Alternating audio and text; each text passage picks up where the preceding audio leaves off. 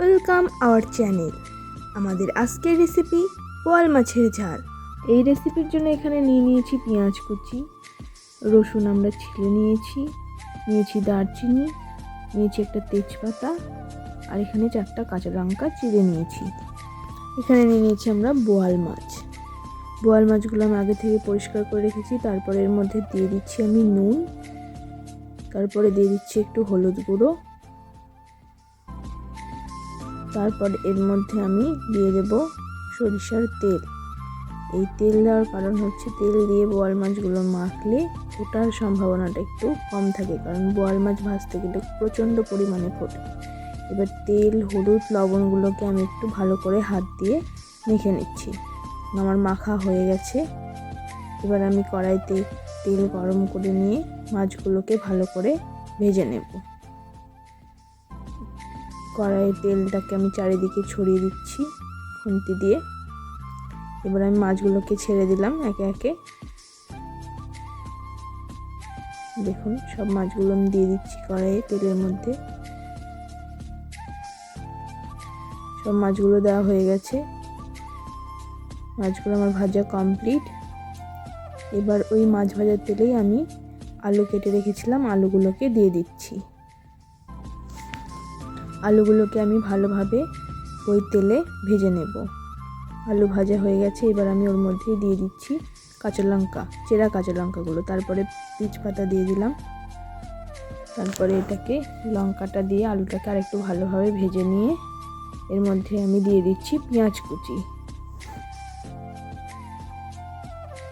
দেখুন, পেঁয়াজ কুচিটা দিয়ে দিলাম। এবার এখানে সেই ছিলে রাখা রসুনগুলোকে দিয়ে দিচ্ছি। তারপরে দিয়ে দিচ্ছি দারচিনি, দিয়ে এগুলোকে ভালোভাবে ভেজে নিতে হবে। দেখুন, এইভাবে লাল লাল করে ভেজে নেওয়া হয়ে গেলে এর মধ্যে দিয়ে দিচ্ছি আমি আদা আর জিরে পেস্ট দিয়ে একটু ভালোভাবে নাড়িয়ে নিয়ে এর মধ্যে সেই বাটনা ধোয়া জলটা দিয়ে দেব। দেখুন, দিয়ে দিলাম বাটনা ধোয়া জল। এরপর এর মধ্যে দিয়ে দেব আমি হলুদ গুঁড়ো, স্বাদ মতো নুন দিয়ে একটু ভালো করে নাড়িয়ে দেব। নাড়িয়ে দিয়ে এর মধ্যে একটু দিয়ে দেব হালকা চিনি। তারপর এর মধ্যে দিয়ে দেব টমেটো। তারপর এর মধ্যে দিয়ে দেবো আমি সানরাইজের লাল মির্চ পাউডার।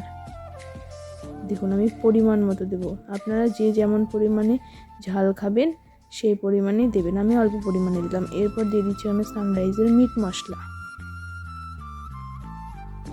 মশলাটাও আমি পরিমাণ মতো দিয়ে দিলাম। দিয়ে এবার এটাকে ভালোভাবে কষিয়ে নেব। এরপর এর মধ্যে আর একটু সামান্য পরিমাণ কাঁচা সরষের তেল আমি দিয়ে দিচ্ছি। দিয়ে ভালোভাবে কষিয়ে নেব। দেখুন, একটু ভালোভাবে নাড়িয়ে চাড়িয়ে আমি এটাকে কষিয়ে নেব। এরপর এর মধ্যে একটু সামান্য পরিমাণে জল দিয়ে আমি এটাকে আলুগুলোকে মেনলি সেদ্ধ করব। দেখুন, আমি জলটা দিয়ে ভালোভাবে আরেকটু নাড়িয়ে দিয়ে এটাকে গ্যাসটাকে একটু লো ফ্লেমে রেখে দেওয়ার পরে এরকম হয়ে গেছে। দেখুন, কালারটা কি সুন্দর এসেছে। দেখুন, আমার আলুগুলো মোটামুটি সেদ্ধ হয়ে গেছে।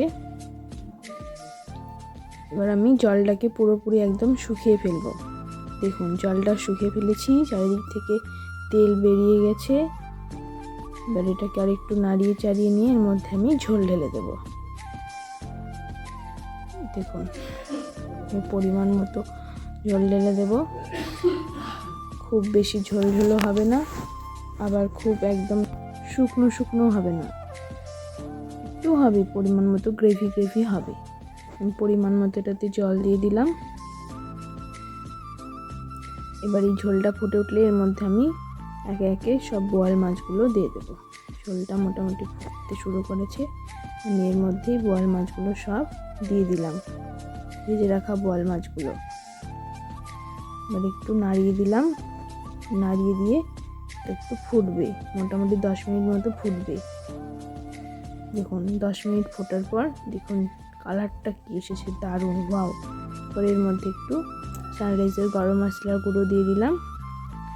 দিয়ে একটু ধনেপাতার উপর দিয়ে ছড়িয়ে দিয়ে আমি এটাকে নামিয়ে নেব। দিয়ে দিলাম। এবার এরপর ধনেপাতা কুচি ওপর থেকে ছড়িয়ে দেব। ছড়িয়ে দিয়ে এটাকে আমি নামিয়ে নেব। হয়ে গেছে আমার রান্না কমপ্লিট। আমি নামিয়ে নিয়েছি। দেখুন আমার রান্নার ফাইনাল লুক, দারুণ হয়েছে দেখতে। ধন্যবাদ সবাইকে। আমাদের ভিডিওটি ভালো লাগলে একটি লাইক, কমেন্ট, শেয়ার ও সাবস্ক্রাইব করে পাশের বেল আইকনটি ক্লিক করে দেবেন এবং ভিডিওটি ভালো লাগলে বেশি বেশি করে শেয়ার করে দেবেন। সবাই ভালো থাকবেন, সুস্থ থাকবেন। টাটা।